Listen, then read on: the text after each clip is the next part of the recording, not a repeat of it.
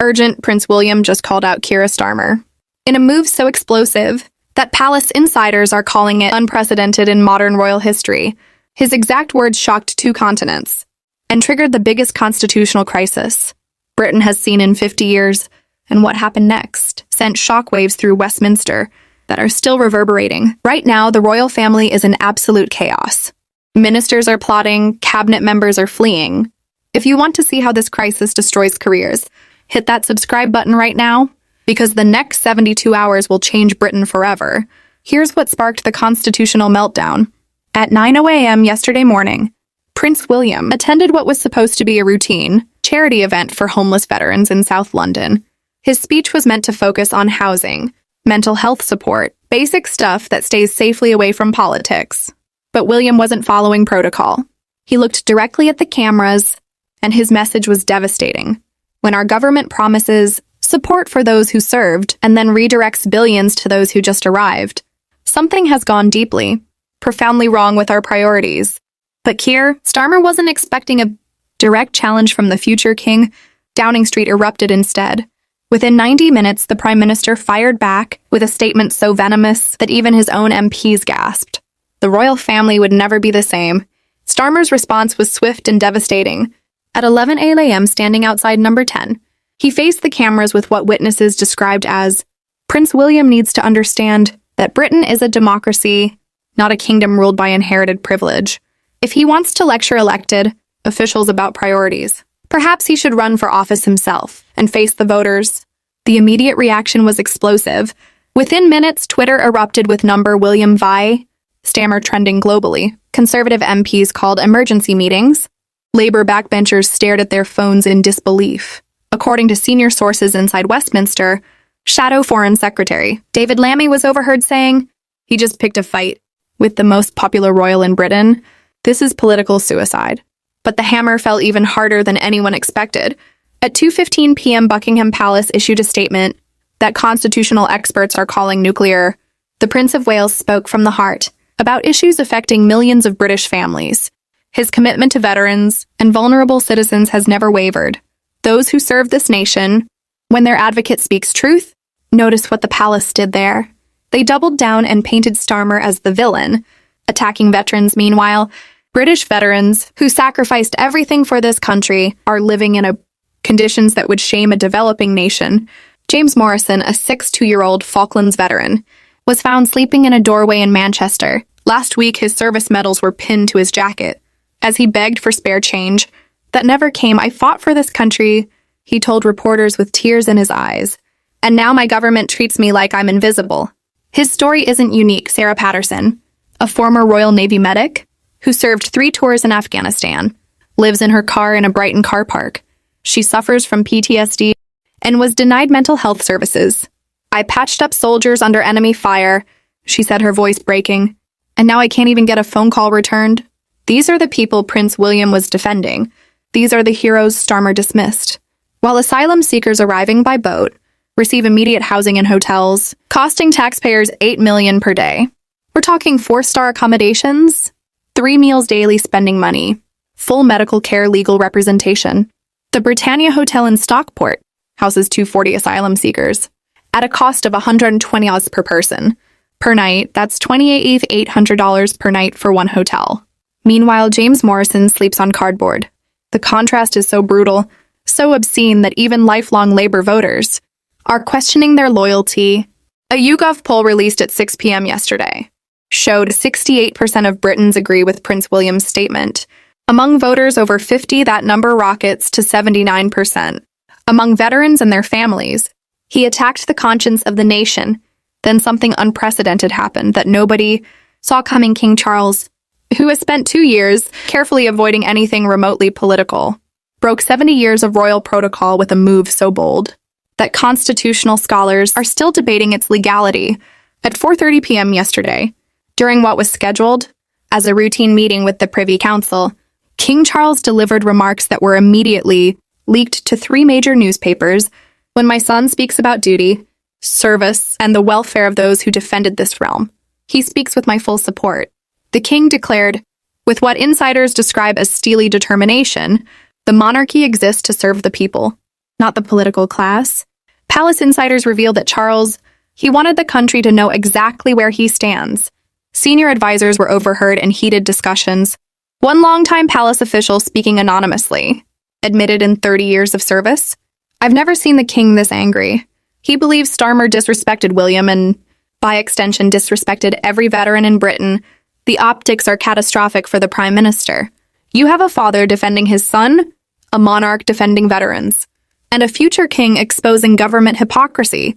Meanwhile, Starmer looks petty, vindictive, and completely tone-deaf to what matters to ordinary British families. But wait, because there's another layer that makes this even more explosive. According to 3 separate sources, inside Kensington Palace, Prince William's speech wasn't spontaneous passion. It was calculated strategy, months in the making. The prince has been quietly meeting with veterans, advocacy groups since last October. He's toured homeless shelters in 6 cities. He sat with former soldiers living in tents. Under bridges, one advisor close to William revealed, he's been building to this moment for half a year. He knew exactly what he was doing, and he knew it would cause a firestorm, which means this wasn't an emotional outburst. This was a future king drawing a line in the sand. Even more stunning sources suggest Princess Catherine fully supported the speech, further than his initial draft. She told him that silence is complicity. One palace insider claimed, she said their children will inherit a Britain that's unrecognizable unless someone speaks up. Now, the royal family isn't just reacting to events. They're shaping them. The domino effect hit the economy before the markets even opened. By Friday morning, the pound sterling dropped 1.8% against the dollar, its steepest single-day decline since the mini-budget disaster of 2022. Investment analysts cited political instability and constitutional uncertainty. $2.3 billion was wiped from the FTSE. 100 inches the first hour of trading alone. Goldman Sachs issued a note to clients, warning of prolonged volatility. Morgan Stanley downgraded UK investment prospects. But the real carnage was happening inside the Labour Party itself. By Friday afternoon, 4 junior ministers had resigned. Transport Secretary Louise Hay was the first, submitting a letter that was leaked within 30 minutes. "I cannot serve. For defending British veterans."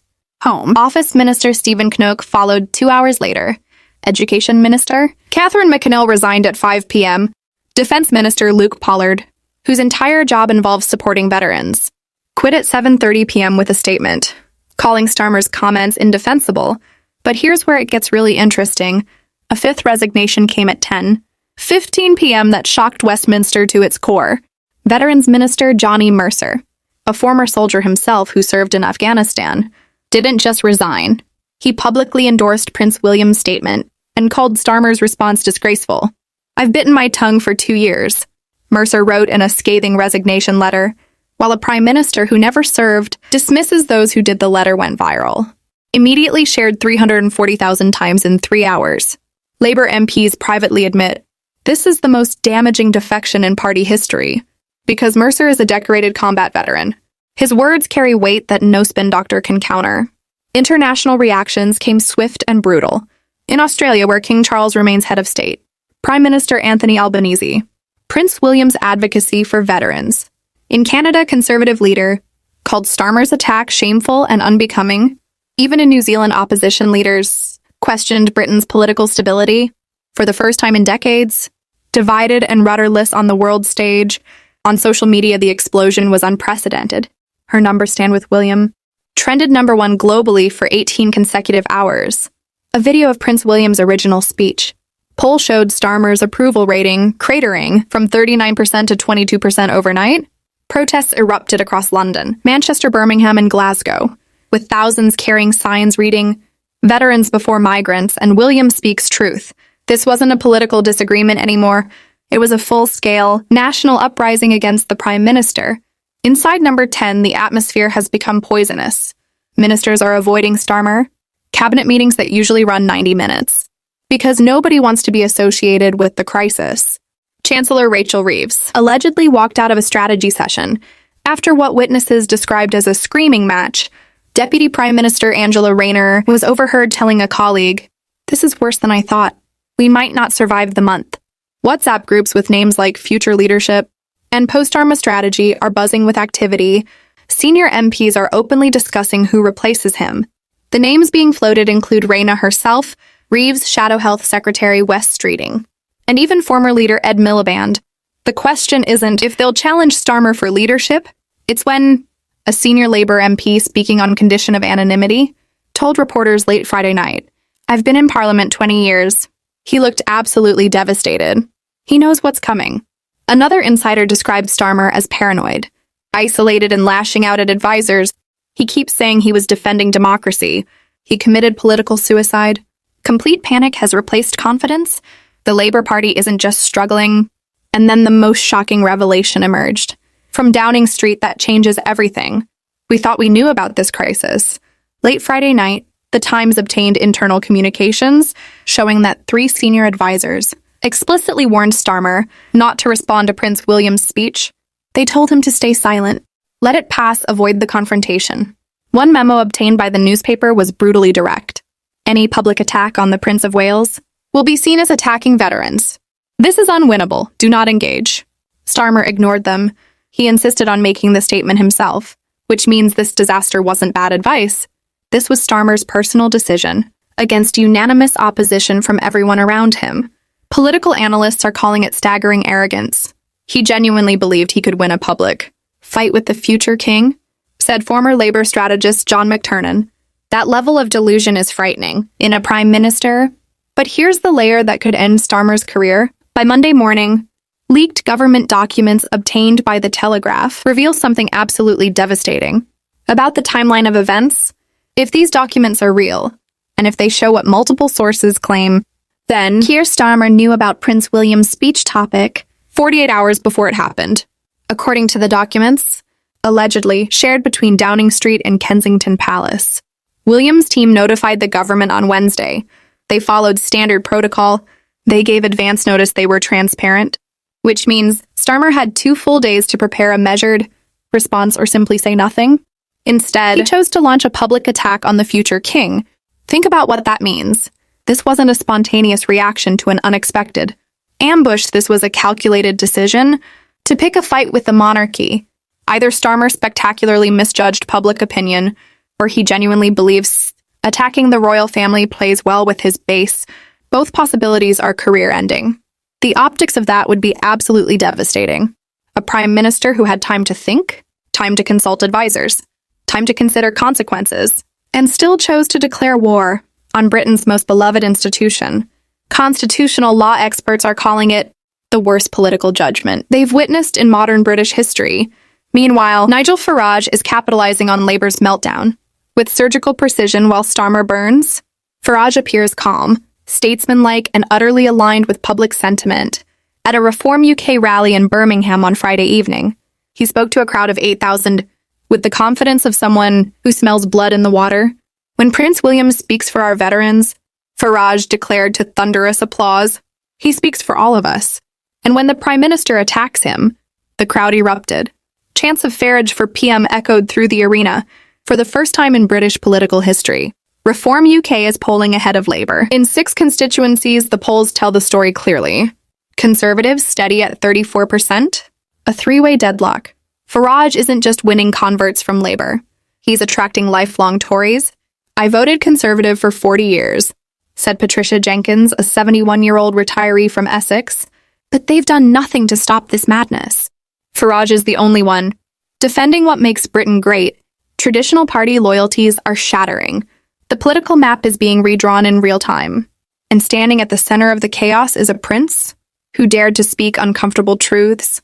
The next 72 hours are critical for Britain's political survival. On Monday morning, Parliament returns are already demanding an emergency debate. Backbenchers who stayed silent Friday are now calling for Starmer to apologize or resign. The Prime Minister faces a no-confidence motion that could come as early as Tuesday. Meanwhile, Buckingham Palace has scheduled what's being described as a crisis meeting between King Charles, Prince William, and senior constitutional advisors. Topics allegedly include whether the monarchy should distance itself further from the government or double down on public advocacy. Sources suggest William wants to give another speech. Charles is reportedly torn between supporting his son and protecting the crown's neutrality. If William speaks again and goes even harder, the crisis escalates beyond anything we've seen The question is no longer whether Starmer can survive this scandal, it's whether the entire Labour government can survive the Prime Minister's authority collapse. In real time, his own party is abandoning him. His voters have turned against him. International allies are questioning his judgment. This crisis will be studied for decades as the moment a British leader forgot that the monarchy isn't just ceremony and tradition, it's the heart of British identity. At its epicenter stands Keir Starmer, who looks increasingly isolated, increasingly desperate, and increasingly finished. So here's the question that matters. Does Prince William speak again and finish what he started? Or does King Charles intervene with constitutional powers not used in 200 years? What do you think happens next? Does Labour survive this constitutional crisis? Or does Reform UK ride this wave straight into Downing Street? Drop your thoughts in the comments below. And if this story shocked you as much as it shocked us, share it with everyone who needs to see what's really happening in Westminster right now. But we will subscribe because by Monday morning, everything could change. The battle for Britain's soul is happening right now, and you're watching history unfold.